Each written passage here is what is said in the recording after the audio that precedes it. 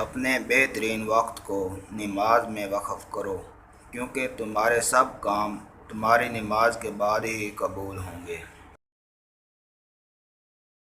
قبروں میں ایسے لاتعداد لوگ دفن ہیں جنہوں نے کل سے نماز شروع کرنی تھی۔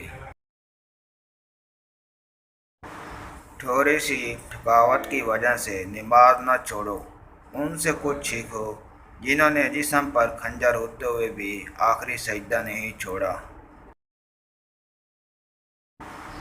رسول اللہ صلی اللہ علیہ وآلہ وسلم کا ارشاد ہے، ہمارے اور کافروں کے درمیان فرق نماز ہے، جس نے نماز چھوڑی اس نے کفر کیا۔ نماز کو مت کہو کہ مجھے کام کرنا ہے، بلکہ کام کو بولو کہ مجھے نماز پڑھنی ہے۔ کبھی کبھی اذان مجھے ایسے بلاتی ہے جیسے بگڑے ہوئے بچے کو ماں بلاتی ہے۔ تہجد کے وقت اگر آنکھ کھلے تو سمجھ لو کہ بلاوا آسمان سے آیا ہے۔